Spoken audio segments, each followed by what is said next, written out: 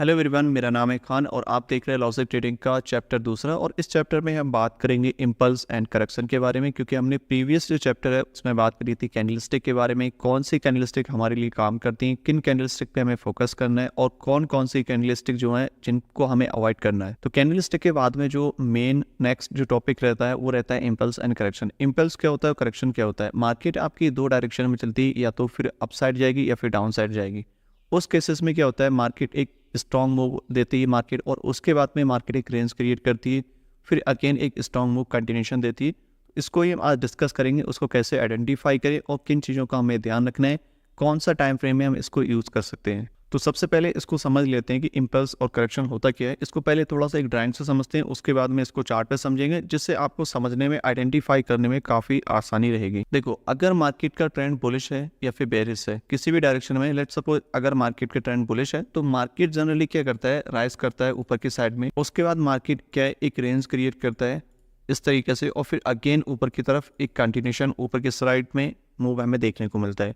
अभी ये चीज़ क्यों होती है, देखो, जब भी मार्केट का डायरेक्शन बुलिश है, राइट, तो उसके बाद में क्या होता है, एक मार्केट रेंज क्रिएट करता है। और ये क्यों हो रहा है, यहाँ पे इसलिए होता है क्योंकि मार्केट अगर बुलिश है तो वहाँ पे बिग प्लेयर्स और जो भी इंस्टीट्यूशनल या फिर जो भी बड़े हेज फंड है वो वहाँ पे बाइंग करते हैं, तब मार्केट का क्या प्राइस ऊपर तरफ प्राइस करता है। और उसके बाद में क्या होता है, मार्केट जब भी एक कंसोलिडेट करता है, रेंज करता है, जहाँ पे रिटेलर्स ट्राई करते हैं बाय सेल करने का, बट अब रिटेलर्स के पास इतनी अवेलेबिलिटी नहीं है कि वो मार्केट को ऊपर या फिर नीचे ले जा सके, क्योंकि वो जब बाइंग या सेलिंग करते हैं तो उस केसेस में क्या रहता है कि मार्केट आपका एक रेंज क्रिएट करता है, ओके। और जब भी एक बड़े प्लेयर्स करेंगे तब मार्केट ऊपर या फिर नीचे जाएगा, क्योंकि उनके पास लॉट ऑफ मनी है। सेम चीज़ें आपकी एप्लीकेबल होती हैं बेरिश मार्केट में। अगर मार्केट का डायरेक्शन बेरिश है और कंटिन्यू नीचे की तरफ ड्रॉप कर रहा है, उसके बाद मार्केट अगेन क्या करता है, एक पुल बैक लेता है, क्योंकि यहाँ पे होप क्रिएट होती है कि मार्केट यहाँ से रिवर्स करेगा, ऊपर साइड में किसी बॉटम या टॉप पे प्राइस टैप करेगा और हम रिवर्सल एक्सपेक्ट करते हैं, फिर वहाँ पे बाइंग या सेलिंग आती है। मार्केट अगेन उसको ब्रेक करके एक नीचे की तरफ डाउनफॉल हमें देखने को मिलता है। और ये जो चीज़ होती है ये आपकी बेरिश ट्रेंड में होती है, और यहाँ पे भी सेम चीज़ एप्लीकेबल होती है। पहला जो मूव होता है इसको हम इम्पल्स बोलते हैं, इस वाले फेज को इम्पल्स बोलते हैं। और ये वाला जो फेज होता है जिसमें आपका करेक्शन है, जिसमें मार्केट रेंज करता है, इसको करेक्शन बोलते हैं। और नेक्स्ट जो अगेन मूव हुआ इसको भी इम्पल्स या फिर कंटिन्यूशन इसको बोला जाता है। सेम चीज़ आपकी बेरिश मार्केट में होंगी। पहला मूव जो होगा वो आपका इम्पल्स होगा, और दूसरा जो मूव आपका रहेगा ये करेक्शन का रहेगा, और तीसरा जो आपका मूव है इसको कंटिन्यूशन या फिर इम्पल्सिव मूव भी बोलते हैं। यानी कि जो पहला मूव है जो जिसमें बाइंग कंटिन्यू हो रही है, जिसमें बुलिश कैंडलस्टिक आपको ज़्यादा देखने को मिलेंगे, एक शार्प मूव मिलेगा देखने को, उसको इम्पल्स बोलते हैं। और यहाँ पे बाइंग सेलिंग एक क्रिएट होता है स्ट्रक्चर, एक फॉर्मेशन क्रिएट होती है जहाँ पे मार्केट रेंज क्रिएट करती है, उसको हम बोलते हैं करेक्शन जोन। और जब मार्केट उसको ब्रेक करके, ब्रेकआउट करके या फिर कोई भी रिवर्सल कन्फर्मेशन देने के बाद में मार्केट उसको ब्रेक करके नीचे की तरफ या फिर ऊपर की तरफ जाती है, तो उसे हम बोलते हैं अगेन कंटिन्यूशन या फिर इम्पल्स मूव। तो ये इम्पल्स एंड करेक्शन की एक सिंपल डेफिनेशन है। सिंपली आपको आइडेंटिफाई करना है कि मार्केट जो अभी रेंज में है वो एक करेक्शन जोन में है या फिर एक इम्पल्सिव मूव में है। बस ये चीज़ आपको आइडेंटिफाई करना है, क्योंकि ये सब चीज़ें अगर आप आइडेंटिफाई कर पाते हो तो आगे के जो भी स्टेप है वो आपको समझने में काफ़ी ईजी हो जाएंगे। तो ये चीज़ें मैं आपको चार्ट पे भी दिखाऊंगा, जिससे आपको समझने में और ज़्यादा हेल्प हो जाएगी। एक चीज़ और आपको ध्यान रखना है, मार्केट में जो मोमेंटम होता है ऐसा बिल्कुल शार्प नहीं होता है। आपको मैं थोड़ा सा एक ड्राइंग करके बताता हूँ दूसरी साइड से। जब भी मार्केट ऊपर की तरफ जाता है तो कुछ इस टाइप से जाता है, लाइक स्मॉल स्मॉल पुल बैक्स जाएंगे, एकदम शार्प जाएगा समटाइम। और जो करेक्शन होता है वो आपको कभी बहुत बड़े देखने को मिलेंगे, कभी आपको बहुत छोटे देखने को मिलेंगे। तो इस तरीके से मार्केट में जो है बिहेवियर क्रिएट होता है और इस तरीके से प्राइस क्रिएट होता है। तो ये आपका हो गया एक करेक्शन जोन, और ये आपका इम्पल्सिव जोन, और ये आपका हो गया कंटिन्यूशन। यानी कि आपको ये आइडेंटिफाई करना है कि अभी का जो प्राइस है वो किस रेंज में, एक इम्पल्सिव है या फिर करेक्शन में या फिर कंटिन्यूशन में है।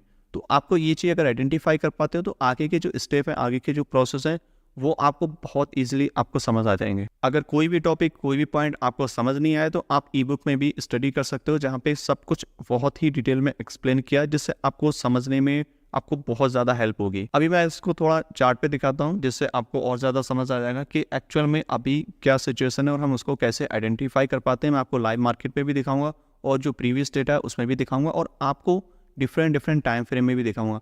ऐसा बिल्कुल नहीं कि एक टाइम फ्रेम में काम करेगा या फिर एक ही टाइम फ्रेम में भी देखना है। आप किसी भी टाइम फ्रेम यूज़ कर सकते हो, 5 minute, 15 minute, 1 hour, 4 hour, daily, weekly, monthly, किसी भी टाइम फ्रेम में यूज़ कर सकते हो। सेम स्ट्रक्चर क्रिएट होगा, सेम इम्पल्सिव, सेम करेक्शन आपका क्रिएट होगा। तो सबसे पहले एक बार इसको 1 आवर के टाइम फ्रेम में देख लेते हैं। ये आपका 1 आवर का टाइम फ्रेम है, यूरो का चार्ट है, राइट। अभी इसमें अगर आप देखोगे तो मार्केट का जो डायरेक्शन है वो ओवरऑल आपका बेयरिश है, यानी कि मार्केट का जो डायरेक्शन है वो बेयरिश है, नीचे की तरफ ड्रॉप हो रहा है। तो सिंपली आपको आइडेंटिफाई करना है सबसे पहले तो कि आपका डायरेक्शन किस साइड में, क्योंकि मार्केट का डायरेक्शन आप आइडेंटिफाई कर पाओगे तभी जाकर के आपको बाकी की चीज़ें समझ आएंगी। आपको एक ओवरऑल व्यू देखना है कि मार्केट का डायरेक्शन बुलिश है या फिर बेयरिश है। तो अभी इसमें आपके लोअर लोस क्रिएट हो रहे हैं, इसका मतलब मार्केट में जो मोमेंटम है वो आपका बेयरिश है, यानी कि डायरेक्शन इसका नीचे की साइड में। तो इसमें हमें क्या होगा, इसमें आपको बेयरिश मोमेंटम ज़्यादा देखने को मिलेगा, बेयरिश इंपल्सिव मूव ज़्यादा देखने को मिलेगी, यानी कि आपको आइडेंटिफाई करना है सिंपली इंपल्सिव मूव और उसके बाद करेक्शन और उसके बाद में कंटिन्यूशन। ओके, अगर हम टॉप से स्टार्ट करें यहाँ से, जहाँ से मार्केट ने लाइक लास्ट इंपल्सिव मूव यहाँ पे थी, ये वाला प्राइस था आपका इंपल्स मूव, राइट। और जब इंपल्स मूव क्रिएट हुआ यहाँ पे तो हमें क्या एक्सपेक्ट करेंगे यहाँ पे, क्योंकि इससे पहले तो मार्केट बुलिश था, मार्केट ने यहाँ पे करेक्शन लिया और फिर अगेन क्या कराई, कंटिन्यूशन। अगेन हम क्या एक्सपेक्ट करेंगे कि मार्केट अगेन कंटिन्यूशन, अगेन यहाँ पे क्या है, ये करेक्शन है, अगेन मार्केट ने इंपल्स लिया बट इस टाइम फेल हो गया। फिर उसके बाद में मार्केट ने यहाँ पे ये क्या कर रहा है, ये रेंज क्रिएट कर रहा है। अभी ऐसा नहीं ये इंपल्स करेक्शन, ये सिर्फ एक बड़े टाइम फ्रेम की एक रेंज है, आपको इसमें नहीं करना है, राइट। आपको एक शार्प मूव आइडेंटिफाई करना है और उसके बाद में ही आपको करेक्शन का वेट करना है और अगेन हमें इंपल्स एक्सपेक्ट कर पाएंगे, क्योंकि इसके भी यहाँ पे हमारे नेक्स्ट जो है पैटर्न रहेगा और उसी के बेसिस पे हमारे एंटी मॉड्यूल रहेगा। इसमें बहुत ज़्यादा कॉम्प्लिकेट नहीं रहेगा, सिर्फ एक ही पैटर्न पे हमें काम करना है जो कि सबसे ज़्यादा प्रॉफिटेबल और इजी टू ट्रेड रहेगा। तो मार्केट ने यहाँ पे क्या करा, यहाँ पे ये सिर्फ एक करेक्शन क्रिएट किया यहाँ पे, और करेक्शन क्रिएट होने के बाद में फाइनली मार्केट ने एक्चुअल मूव दिया डाउन साइड में, और ये आपका अगेन इंपल्स मूव दिया, करेक्शन दिया, अगेन इंपल्स मूव दिया। तो इस तरीके से आप इसमें आइडेंटिफाई कर पाओगे कि आपका इंपल्स कहाँ पे, करेक्शन कहाँ पे है। सेम चीज़ें आपकी यहाँ पे हुई, अगेन मार्केट ने ये करेक्शन किया, इंपल्स दिया, बट मार्केट ने क्या करा, इसको फेल कर दिया इस बारी, और एक इंपल्स मूव ऊपर की साइड में दिया, बट यहाँ पे कोई भी करेक्शन क्रिएट नहीं किया, बट मार्केट ने सडन मूव डाउन साइड की तरफ दिया है। तो ये जो मूव है आपका, ये इंपल्स है, और यहाँ पे अगेन मार्केट ने एक नया इंपल्स दिया है डाउन साइड में। यहाँ पे हमें किसी भी तरह का कोई ट्रेड नहीं बनता इस टाइम फ्रेम में, राइट। बट अगर दूसरे टाइम फ्रेम के दूसरे व्यू से देखोगे तो यहाँ पे मल्टीपल आपको ट्रेड देखने को मिलेंगी। इसमें अभी आपको ये दिमाग नहीं लगाना कि आपको बाय कहाँ पे करना है, सेल कहाँ पे करना है। आपको बस सिंपली ये आइडेंटिफाई करना है कि आपका अभी का जो फेज है वो इंपल्सिव मूव में या करेक्शन में या फिर कंटिन्यूशन में। सिंपली ये चीज आइडेंटिफाई करना है, कैसे बाय करना है, कहाँ बाय करना है, ये आने वाले चैप्टर में हम एक्सप्लेन करेंगे विद डिटेल्स में। तो यहाँ पे again impulsive move down side तरफ आया, अगेन मार्केट ने करेक्शन लिया, और नीचे की तरफ जब मार्केट ड्रॉप हुआ ये भी करेक्टिव वे में ही डाउन हुआ है, राइट। यानी कि कोई स्ट्रॉन्ग मूव इस साइड में नहीं आया, बट मार्केट ने नीचे की तरफ ड्रॉप किया है, क्योंकि ये आपका इंपल्सिव मूव हो गया, करेक्शन हो गया, और फिर हम यहाँ पे एक्सपेक्ट करेंगे कि मार्केट अगेन कंटिन्यूशन नीचे की तरफ करे, राइट। तो इस तरीके से मार्केट का जो बिहेवियर है वो क्रिएट होता है। सेम चीज़ें आपकी यहाँ पे हुई, मार्केट ने अगेन यहाँ पे क्या करा, कोशिश करी एक करेक्शन क्रिएट होने का, अगेन इंपल्सिव मूव मिला, और फिर प्राइस ने यहाँ पे क्या रहा, यहाँ पे एक करेक्शन का वेट करेंगे, हम एक्सपेक्ट करेंगे, और फिर एक नया इंपल्सिव मूव नीचे की तरफ हम एक्सपेक्ट करेंगे। ये 1 आवर टाइम फ्रेम है, आप 4 आवर डेली, वीकली, मंथली किसी भी टाइम फ्रेम में अप्लाई कर सकते हो, हर जगह सेम सिचुएशन मिलेगी। अगर मैं यही चीज़ आपको 15 मिनट में दिखाऊं 4 आवर में, तो भी आपको सेम सिचुएशन देखने को मिलेगी। ये आपका 15 मिनट का स्ट्रक्चर है, और 15 मिनट के स्ट्रक्चर हिसाब से देखोगे आपको तो बहुत सारे मल्टीपल आपको इम्पल्स एंड करेक्शन देखने को मिलेंगे, राइट।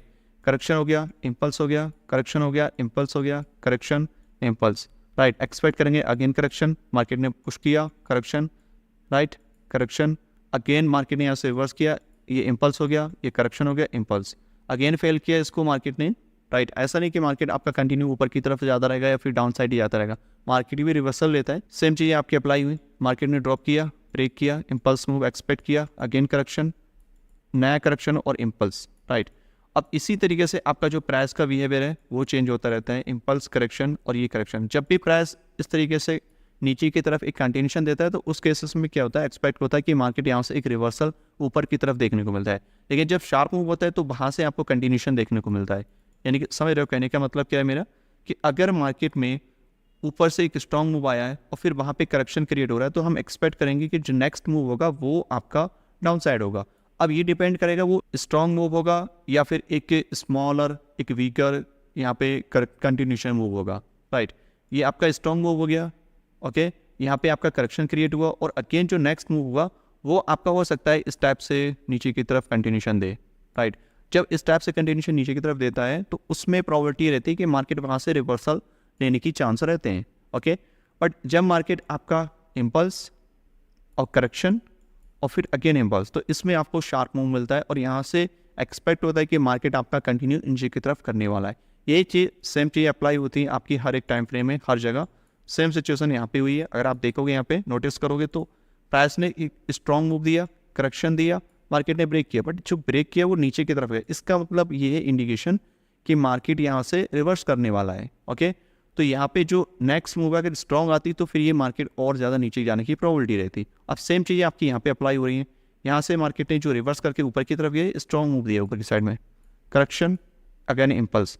अब प्राइस यहाँ पे स्मॉल पुल बैक क्रिएट कर रहा है, यानी कि ये एक बड़ा करेक्शन यहाँ पे क्रिएट करेगा और फिर अगेन हम यहाँ से एक्सपेक्ट करेंगे कि यहाँ से मार्केट ऊपर जाए। तो ये एक ओवरऑल व्यू है to understand that how impulse and correction work, ठीक है। आपको सिर्फ ये आइडेंटिफाई करना है कि इम्पल्स कहाँ पे, करेक्शन कहाँ पे। इसको आप अपने पुराने चार्ट पे आप बैक टेस्ट कर सकते हो, देख सकते हो, और ई बुक में मेंशन किया है सब कुछ, तो आप उसको भी स्टडी कर सकते हो। आपको यहाँ पे बहुत ज़्यादा दिमाग नहीं लगाना है कि आपको बाय कहाँ करना है, सेल कहाँ करना है। आपको बस ये आइडेंटिफाई करना है कि आपका जो अभी का फेज है वो आपका इम्पल्सिव फेज में है या फिर करेक्शन फेज में। जैसे ये अभी का लाइव मार्केट है, इसमें हम अभी क्या एक्सपेक्ट करेंगे कि मार्केट आपका इम्पल्सिव फेज में है, करेक्टिव फेज में है या फिर कंटिन्यूशन में है। सिंपली आप आइडेंटिफाई कर पाओगे कि प्राइस ने एक impulsive move, strong buying momentum दिया है और मार्केट क्या भी एक रेंज में क्रिएट हो रहा है। इसका मतलब अभी प्राइस करेक्शन फेज में है। और जब आप ये चीज़ इतनी आसानी से आइडेंटिफाई कर पाओगे तो आने वाले जो चैप्टर हैं वो आपको बहुत जल्दी समझ में आ जाएंगे और आप इजीली ट्रेड कर पाओगे। आपको बहुत ज़्यादा दिमाग लगाने की ज़रूरत नहीं, सिंपल आपको इम्पल्स, करेक्शन और आपको कंटिन्यूशन आइडेंटिफाई करना है। और अगर प्राइस यहाँ से ऊपर की तरफ निकल चुका होता है यहाँ पे, राइट, तो ये आपका जो फेज होता ये आपका होता कंटिन्यूशन फेज, यानी कि इसको आप कंटिन्यूशन बोल सकते हो, इम्पल्सिव फेज भी बोल सकते हो।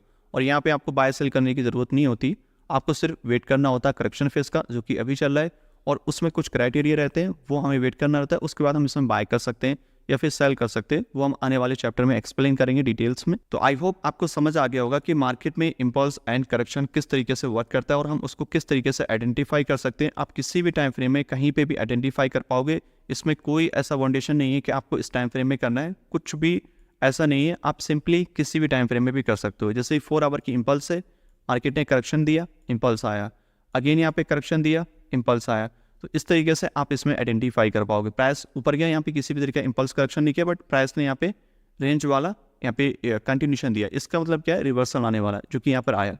अगेन ये पूरी एक बड़ी रेंज यहाँ पे क्रिएट हो गई, यानी कि करेक्शन फेज।